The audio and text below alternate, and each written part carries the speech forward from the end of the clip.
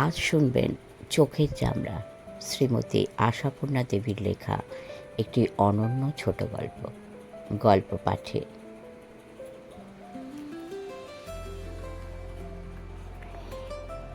তেল চিটে একখানা 1 টাকার নোট এগিয়ে ধরে সুমতি পিসি অকারণেই গলার স্বর খাটো করে বলেন, তাহলেই ধর মা, মাপ তো তুই জানিস, সেবারে এনে দিয়েছিলি, এর ওপর 2-1 আনা যদি লাগে তো দিয়ে দিস, পরে দিয়ে দেবো, জিনিসটা যেন একটু ভালো হয়।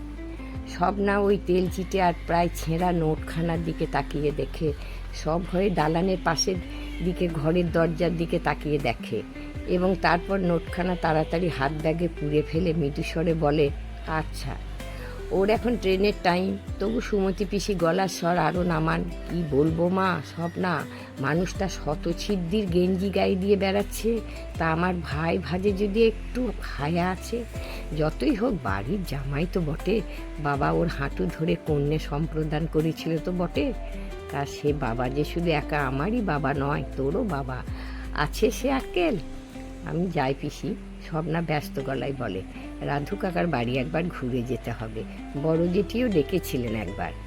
সুমতি পিসি বিরক্ত গলায় বলেন, কেন ব্যাগার খাটতে, তোকেও বলি বাছা, এই তোর কাজের ভিড়, তার ওপর রেলগাড়ি সেই ভিড়, মেয়ে মানুষ হয়ে ডেলি প্যাসেঞ্জারি করছিস, নিজের জ্বালাতেই হাড় পিসছে, আবার তোর ইচ্ছে করে দেশ শুদ্ধ লোকের ব্যাগার খাটতে। কেন ওদের 3 কুলে কেউ কলকাতা যায় না?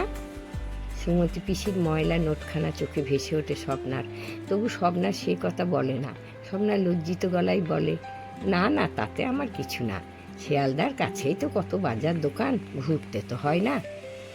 দালানের পাশের যে দরজাটার দিকে সভয়ে দৃষ্টিপাত করেছিল স্বপ্না, সেই দিকে যেন একটা ছায়ার আভাস। স্বপ্না সেদিকে তাকায় না। স্বপ্না তাড়াতাড়ি বলে, আচ্ছা পিসি, ঠিক আছে, তুমি আর কষ্ট করে নিতে এসো না, আমি ফেরার সময়। সুমতি পিসি হাঁ হাঁ করে ওঠেন, না না, তোকে যেতে হবে না, আমি আসবো বিকেলের দিকে, বেড়াতে আসা ছুতো করে, তুই গেলেই আবার 7-17 কৈফিয়ত। কেন, কি বৃত্তান্ত, ওতে কাজ নেই, যাই, মোচা সেদ্ধ করতে দিয়ে এসেছি। পিসি চলে যান। ভাগ্যিস মেয়েটা ছিল। স্বপ্না নিচু হয়ে পায়ে পড়া জুতোটা একটু বুরুশ করে নেয়। কলকাতার বাসের ভিড়ে একদিন একখানা চটি পদচ্যুত হয়ে গিয়েছিল, ততবধি স্বপ্না এই স্ট্যাপ বাঁধা জুতোই বহাল করেছে। চটিতে বুরুশ করতে হয় না, একে মাঝে মাঝে করতে হয়। স্বপ্নার মাথাটা নিচু করে থাকার সময়টা যেন একটু বেশিক্ষণ হয়ে যায়। মনে হয় স্বপ্না বুঝি ওই ছায়াটার সঙ্গে চোখাচোখি হতে ভয় খাচ্ছে। কিন্তু ভয় খেলেই বা কি, মূর্তিটা তো কথা বলবে বলেই ঘর থেকে বেরিয়ে এসেছে। অতএব সে বলেই ওঠে, মার্ভেলাস, নমস্কার দিদি, তোর চক্ষু লজ্জার খুঁড়ে, আবার তুই ওই বুড়ির অর্ডার নিলি? বয়স বেশি হয়নি, কিন্তু মাথায় লম্বা হয়ে গেছে পেল্লায়। স্বপ্না বুঝি তাই ওকে সমীহ করছে, অথবা ওর ধারালো মন্তব্যকে। তাই স্বপ্না বলে, তা কি করব বল, বাড়ি বই দিয়ে এলেন, বললেন সুমতি পিসে ছেঁড়া গেঞ্জি পরে বেড়াচ্ছেন তো বেড়াচ্ছেন। সতু ব্যঙ্গের গলায় বলে, আমি তো অন্তত জন্মাবধি ওকে ছেঁড়া গেঞ্জি পরতে দেখেছি, তাছাড়া দেশে কত লোক ছেঁড়া গেঞ্জি পরে কাটাচ্ছে জানিস তুই? তোর সঙ্গে আমি তর্ক করতে পারি না, স্বপ্না অবহেলায় গলায় বলে, সামান্য একটা কাজ, তাই নিয়ে এত কি? সতু আরও ব্যঙ্গের গলায় বলে, কাজটা যৎ সামান্য, কিন্তু আশা করছি পরবর্তী প্রতিক্রিয়াটা অসামান্য হবে। কিন্তু শুধু পিসির ক্ষেত্রেই নয়, কাকা, জ্যাঠা, বৌদি, ঠান্দি, সকলের ক্ষেত্রেই হবে। আহা, কি যে বলিস, স্বপ্না হেসে হেসে বলে, তুই বড় হিংসুটে, কারুর এতটুকু উপকার করা দেখতে পারিস না। স্বপ্না উঠোনে নামে। গ্রামের বাড়ি, উঠোনে যথারীতি গাছপালা, তুলসী মন্দির ইত্যাদি। স্বপ্না টুক করে এই মন্দিরটিকে একবার নমস্কার করে নেয়, তারপর বেড়ার দরজার দিকে এগোই। সতু বলে, আমি যদি তুই হতাম, কখনোই বাড়ি বাড়ি ঘুরে বাজারে টাকা সংগ্রহ করে বাজার করে দিতাম না। খুব ভালো, খুব মহৎ প্রাণ তুই। স্বপ্না হাসতে হাসতে বেড়ার দরজাটা খোলে। ওদেরই টাকায় ওদের করছি, মানুষের দেহে একটুকু মনুষ্যত্ব থাকবে না? মনুষ্যত্ব না হাতি। সতুও নেমে আসে উঠোনে, বলে, করিস তো স্রেফ চক্ষু লজ্জায়, আমি বাবা ওইসব চক্ষু লজ্জা টজ্জার ধার ধারি না। কই, আমাদের কেউ কিছু করে দিচ্ছে? বাহ, আমাদের আবার কি করবে, বলে এগিয়ে যায় স্বপ্না। সতুর এবার বোধহয় কাজের কথা মনে পড়ে যায়, চেঁচিয়ে বলে, স্কুল থেকে এসে কি খাবো? স্বপ্না ঈষৎ পিছিয়ে আসে, বলে, ও মা, বললাম যে কলার বড়া আর আলুর পরোটা করে কৌটোয় রেখে গেলাম। ও আচ্ছা, দেরি হয়ে গেছে। স্বপ্না দ্রুত এগোতে থাকে। রোজই দেরি হয়, রোজই ছুটতে হয়। মাতৃহীন সংসারে নিজের টাইমের মধ্যে রেঁধে খেয়ে তৈরি হয়ে ছোট ভাইটার ভাত ঢেকে রেখে স্কুলের টিফিন গুছিয়ে বিকেলে জল খাবার কৌটোয় রেখে তবে তো বেরোনো। তবু রোজই কোনো না কোনো আত্মীয়র বাড়িতে ঘুরে যেতে হয়, কারণ প্রতিদিনই কারুর না কিছু ধরতি থাকেই। শিয়ালদা দিয়েই যাওয়া আসা স্বপ্নার, আর শিয়ালদার আশেপাশে জগতের যাবতীয় বস্তু ছড়ানো। আর ওখানে যেমন গেরস্থ পোষা দামটি, তেমনি আর কোথায়। তবে এটুকু উপকার করবে না স্বপ্না তার গেরস্থ আত্মীয়দের? কত কষ্ট হওয়া সম্ভব অফিস ফেরত একখানা বিছানার চাদরকে একজোড়া থান ধুতি কিনতে? কত সময় লাগে দুটো ছিটের ফ্রক কি একটা অ্যালুমিনিয়ামের সসপ্যান সওদা করতে? কি এমন ঝঞ্ঝাট? বাচ্চাদের যে ফুডটা ওই এই গ্রামের দোকানে পাওয়া যায় না, সেটা কলকাতার দোকান থেকে জোগাড় করে আনতে আরও হয় যদি কষ্ট লাগেও, যদি সময় মেনে নেব না সেটুকু। কেবলমাত্র আপনার এলোয় বিব্রত থাকাতেই কি এই অবনীতে এসেছে স্বপ্না? পাড়ার আরও অনেক পুরুষ ছেলে ডেলি প্যাসেঞ্জারি করে, তাদেরও শিয়ালদা দিয়ে যাওয়া আসা। তা সেই চিন্তায় স্বপ্নার দরকার কি? সতু বলে বলে? সতু আবার একটা মানুষ। সতু মনুষ্য পদবাচ্য নয়, তবু সতুর ওই কথাটা যেন মাথার মধ্যে ধাক্কা দিতে থাকে স্বপ্নার। মনুষ্যত্ব না হাতি, করিস্তস্যের চোখ খোলার যায়। সতুর কথাটাই কি সত্যি? স্বপ্নার এই কাজের মধ্যে পরোপকার নামক মহৎবৃত্তির চিহ্ন নেই, আছে শুধু দুর্বল চিত্তের চোখ খোলার যা। স্বপ্না নিজেকে বোঝাতে চেষ্টা করে, আহা তা কেন, ওদের উপকার হয় বলেই। কিন্তু ঠিক তাই কি? তাহলে পরে মনটা এমন বেজার হয়ে ওঠে কেন? কেন মনে হয় দূর ছাই আর এদের পাল্লায় পড়ছি না? মনে হওয়ার কারণ অবশ্যই অনেক আছে। জিনিস কিনে আনার পর স্বপ্নার গেরস্থ আত্মীয়দের ওই দামটা কিছুতেই গেরস্থ পোষা মনে হয় না, এবং জিনিসের রং গড়ন মাপ সব কিছুই যেন তাদের ধারণার অনুরূপ হয় না। স্বপ্না যে 6:30 ট্রেনটা মিস করবার ভয়েই তাড়াহুড়ো করে দায় সারে, এ সন্দেহ তারা যে শুধু মনেই পোষণ করেন তা নয়, মুখেও ব্যক্ত করতে ছাড়েন না। এবং এ কথা মনে করিয়ে দেন সন্ধ্যার দিকে তো এদিকে আসবার ট্রেন ঘন্টায় ঘন্টায়।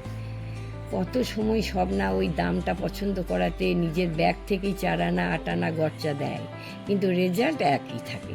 স্বপ্নাকে বসে বসে শুনতেই হয়, ঠিক ওই রকম জিনিসটি কে যেন শিয়ালদার বাজার থেকে আরও কম দামে কিনে এনেছে এই মাত্র সেদিন।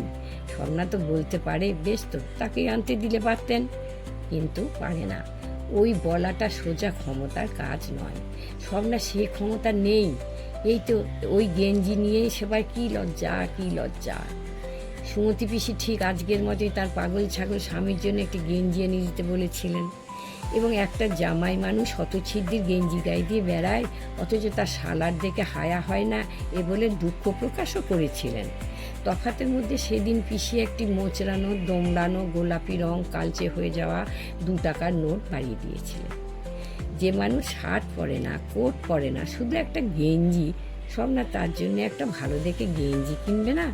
স্বপ্না এনে দিয়েছিল, তাই ভেবেছিল পিসি পুলকিত হবেন, কিন্তু গেঞ্জির প্যাকেট খোলার আগেই পিসু ফেরের টাকাটার জন্য হাত বাড়ান। স্বপ্নাতে বেজায় কুণ্ঠিত হলো, যেন স্বপ্না নিজের প্রয়োজনেই খরচ করে বসে আছে। এইভাবে জানালো 2 টাকাই লেগেছে। শুনে পিসি আকাশ থেকে পড়লেন। পিসি জানালেন গেঞ্জির দাম যে 2 টাকা হতে পারে এ কথা নাকি তিনি বাবার জন্ম শোনেননি। তারপর চিবিয়ে চিবিয়ে অনেকক্ষণ ধরে বললেন, তার সারমর্ম এই, পরের পয়সা বলেই যে হাতে পায়ে সে পয়সাকে খোলামকুচি জ্ঞান করতে হবে তার কোনো কারণ নেই। এ টাকা পিসির বহু পরিশ্রম লব্ধ। লোকের বাড়ি বাড়ি বড়ি দিয়ে কাঁথা সেলাই করে দিয়ে উপার্জন তাঁর।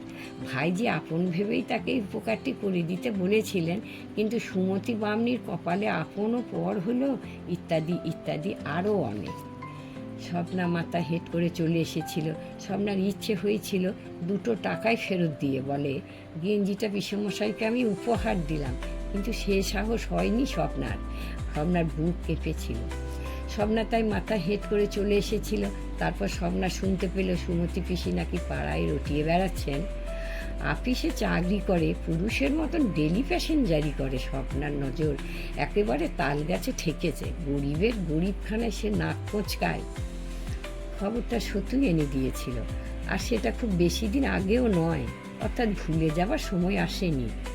কিন্তু মনে হচ্ছে সুমতি পিসি ভুলেছেন, অথবা ভোলেননি। 1 টাকার নোটখানাই তার প্রমাণ। তবু সেটা হাত পেতে নিতে হলো স্বপ্নাকে। না, মানবিকতাই নয়, সতু যা বলেছে তাই।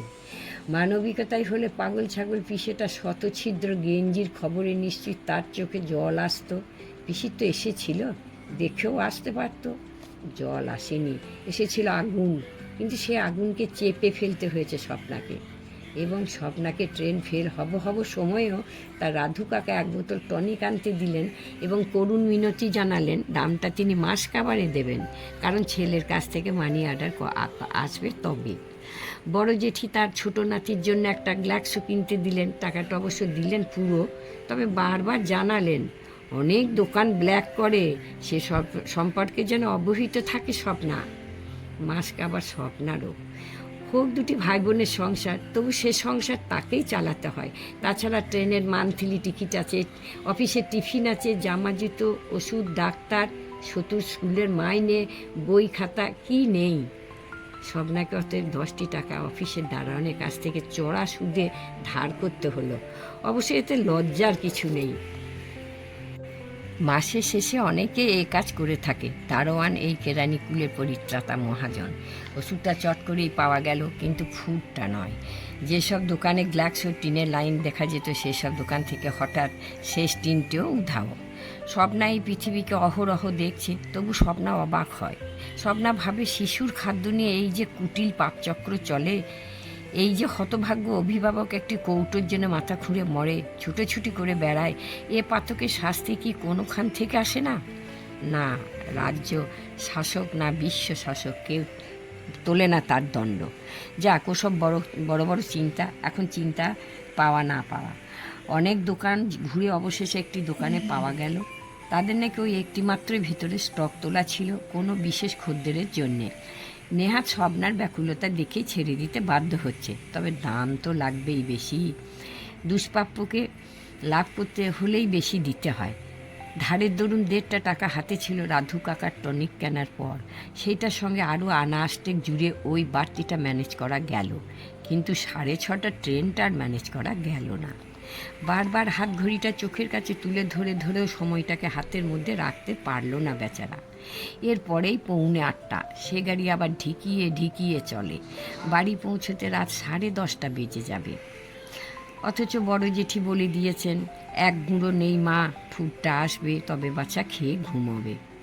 কথাটা মনে পড়ে নিজেকে যেন মারতে ইচ্ছে করলো স্বপ্নার, কিন্তু করবে কি? ওদিকে সতুটার জন্য মনটা ছটফট করছে। বাবু মাথায় মস্ত লম্বাই হোক আর লম্বা লম্বা কথাই শিখুক, সন্ধে হলে স্রেফ খোকা। খেতে একটু রাত্রির হলে ঘুমিয়ে গড়াগড়ি যাবে, তাকে জাগিয়ে খাওয়ানো একটা মজুরের খাটুনি। স্টেশনে নেমে দ্রুত পায়ে আসতে থাকে স্বপ্না। যদিও অনেক পাড়াতুতো দাদা কাকা এই ট্রেনেও আসেন, কিন্তু তবু কেমন যেন অস্বস্তি হয়। রাত হলো, বড় জেঠির বাড়ি ঘুরে যেতে হবে, তারপর বাড়ি ফিরে রান্না। শরীর ভেঙে আসছে, বারে বারে মনে হচ্ছে জগতে তারা কি সুখী যারা খেটে খুঁটে বাড়ি ফিরে বাড়া ভাত পায়। যেটি হাত বাড়িয়ে ফুডটা নিয়ে অপ্রসন্ন গলায় বলেন, আর এখন পাওয়া যা সকালে পাওয়া তা। বাচ্চা কেঁদে কেঁদে হতে হয়ে শেষে একটু দুধে জলে খেয়ে ঘুমোলো। স্বপ্না ক্ষীণ কণ্ঠে বলে, কোনো দোকানে পাচ্ছিলাম না। যেটি আছে কথায় কান দিলেন না, ঘরে উঠে গেলেন। স্বপ্না নির্জন রাস্তায় আবার দ্রুত হাঁটতে লাগলো। টনিকটার গেঞ্জিটা রয়েছে ব্যাগে, থাক, কাল যাবার পথে দিলেই হবে। ওরা কিছু আর ওর জন্যে কেঁদে কেঁদে ঘুমিয়ে পড়ছেন না। গল্প পাঠে শ্রীমতী দীপিকা মজুমদার, আমার মা। হয়তো আপনাদের ভালো লাগলো। যদি ভালো লাগে কমেন্ট করবেন, লাইক করবেন, সাবস্ক্রাইব করে আমাদের পাশে থাকবেন। পরম করুণাময় আপনাদের সকলের মঙ্গল করুন। নমস্কার।